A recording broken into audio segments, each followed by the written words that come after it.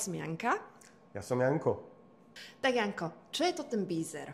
Beezer je pravdepodobne najrýchlejší chladič nápojov na svete. Čo to dokáže?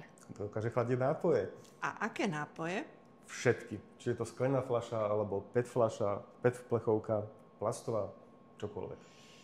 Ale keď nad tým tak rozmýšľam, mám chladničku. A všetky nápoje mám v chladničke a tie, čo nemám, tak strčím na rýchlo do mrazničky. A mám to takisto, nie? Áno, ale tu na to dokážeš 10-krát rýchlejšie a v tejto dobe čas hrá hlavnú rolu. Mám tam ale jeden jediný problém. Prídu mi dievčatá na ten 1, 2, 2 drinčíky, chcem si spraviť Aperol Spritz. Čo potom? Donesú ti fľašku Aperolu, tak si spomenula. Máš vonku je 30 stupňov, oni už si vychladili, ale zohriala sa. To v tej chladničke neurobíš, čakáš dlho. Tu máme riešenie. Za 6 minút máš fľašku vychladenú na 6 stupňov.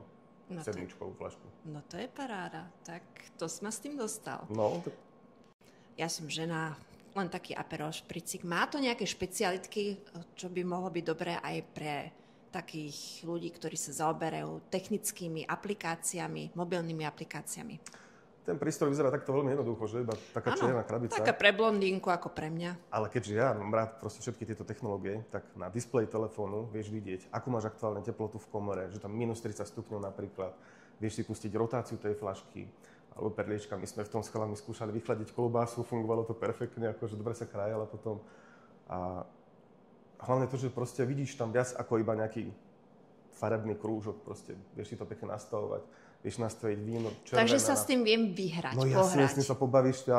My sa tu s tým hrali pol hodinu, ako fantastická Takže nepobavím sa len ja s babami na svojom večierku, ale pobaví sa aj... Presne tak, zabavíš mužov, aby proste sa hrali s telefónmi a máte voľnú diskusiu.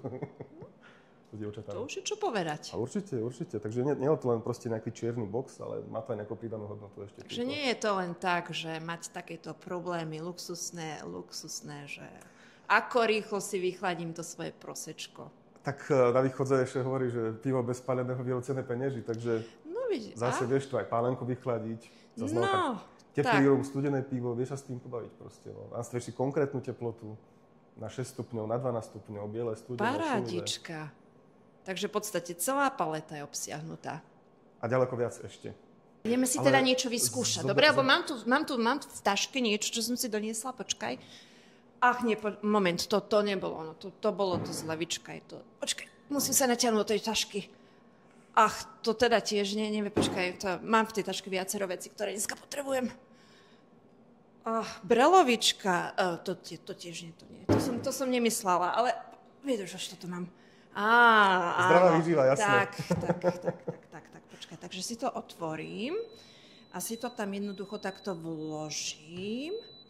Vkladám to tam, zaberiem si to. A koľko musím čakať? Ako dlho? Závisí, akú chceš teplotu. No, ja to chcem mať také, také influencerské, také poriadne... Nastavíš si 7 stupňov štačné číslo na displeji telefónu, zapneš a čakáš pár minút a je to hotové. Prišlo 6 minút, ja si to ako vyberem. Mám to yummy. Oh. A môžem pokračovať mojimi ďalšími obľúbenými prísadami do večerných smoothie. Do varenia, áno. Napríklad do takých tých omáčok. Sauce hollandaise, sauce bernaise. V podstate chytím, vyberem a môžem vkladať ďalšie. No ale chladné je to dosť. A ešte som si všimla, že tam sú také valčeky. Ono sa to aj točí? Áno. Ty si vieš zapnúť rotáciu alebo statické chladenie. Tá rotácia je dobrá na to, že rozmieša ako keby nápoj. Vďaka tomu robí ešte rýchlejšie. Rozumiem. A tu prichádza zase na rad fyzika však. Dobre. Ešte nám to aj posvieti.